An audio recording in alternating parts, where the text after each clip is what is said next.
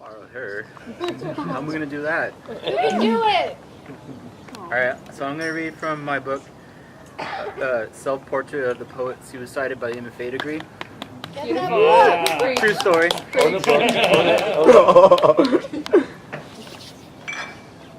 I didn't really plan any of this, so I'm just gonna read shit at random. Yes. So,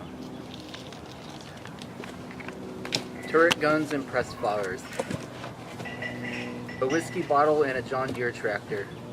Tumbleweeds the size of shopping carts fill the empty Louis Roederer Premier champagne bottles and Beauty Tone spray paint cans. Zoo bazoo bazoo dear. B-movie monsters wilding with dull knives towards some near rough heaven, heeding the teachings of Saint Derelict, hitting that hi-hat until we ascend toward rapture, gnawing on Afghan poppies, feigning a faux Hollywood starlet in the throes of a waltz.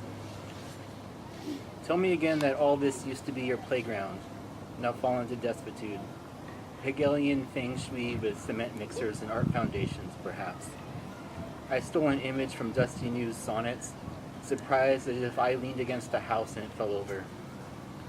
The problem here isn't accuracy, it's absurdity. Talking Gil Elfgren and Norman Rockwell sharing a bottle of Valpolicella and an Italian's trattoria. The subject was nominally ennui, etc. The way one imagines Nebraska or someone singing, I am the very model of a modern Major General. Trying to aggregate a kilometer-long series of liaisons that always end with a miniature rooster strutting around in a 64 Pontiac Bonneville.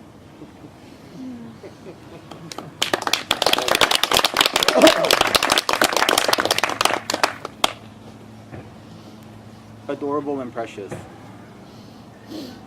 FMLOL, folks.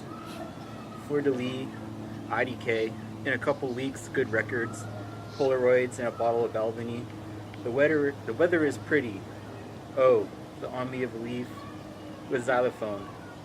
Beauty is spooky with creaky floor, Wednesday evening. Fuck me like the whore I am. Ha ha. ROFL in the pastoral.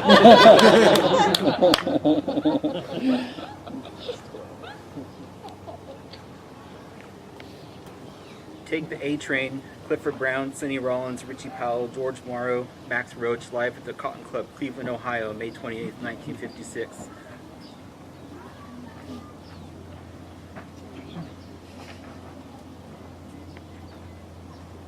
The New Yorker spells cooperate. Cooperate. Certainly less abandoned, exhumed for your pleasure, with better depth than a small fleet of yachts let loose in your heart. Comparison is only as obtuse as reluctance. Ostensibly, all things considered, summer definitions always come back as resistance. Often, once in a while, tomorrow, in a tumultuous minute, old paint and lonesome songs. Inscrutable, the tension will fall apart in the wee small hours.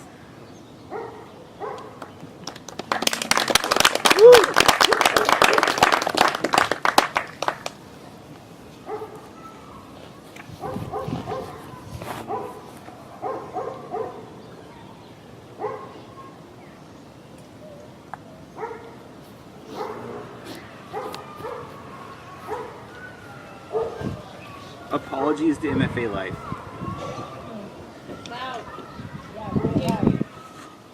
Absurdly impertinent, exaltedly beautiful, our bait and switch Beaumont, from a stick figure in a chariot on fire, under a square of sun in fake Couragees and white go-go boots, to an erotic rumba dancer, naked on the sideline in a holy roar, clarifying, this is meant to hurt you, dear, as there isn't anything more beautiful than elevator cables narrowed around your neck.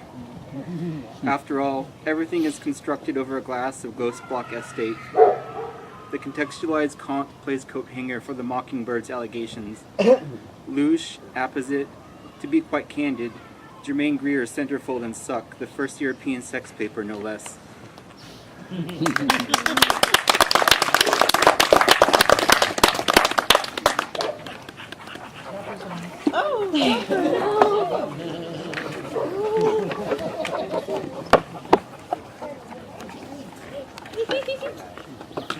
So I'm just going to read the two things I've been working on after the book came out. They're tourniquet sonnets. They're just cut and paste.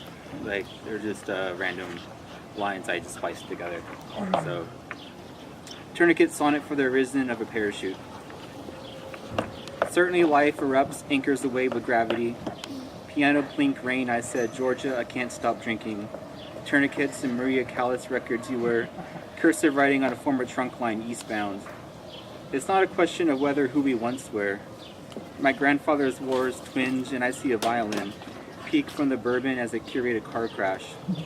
Departures blur through the old country of youth, whilst miniature carnations sprout from my aorta.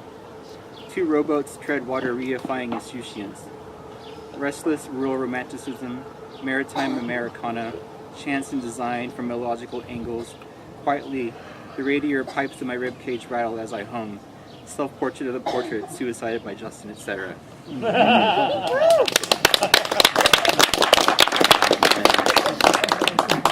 Tourniquet Sonnet for a chanteuse and a surgeon, maybe. Cowboys from hell on the broke-down hi-fi. Beautifully startling, perhaps. Shrapnel and torn curtains. An NAA ranger and a petticoat on the floor. A kind of fuck-all lack of respect for propriety, sure. 6:45 p.m. narcotic aspitude under the Klieg lights.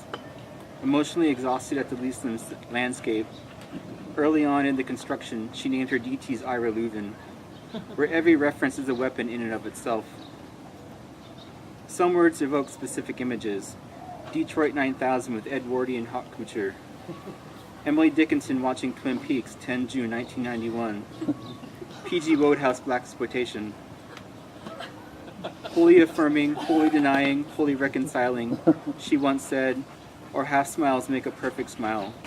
Amidst inquiries from old Scotland Yard, I'd imagine a new sincerity. Thank you.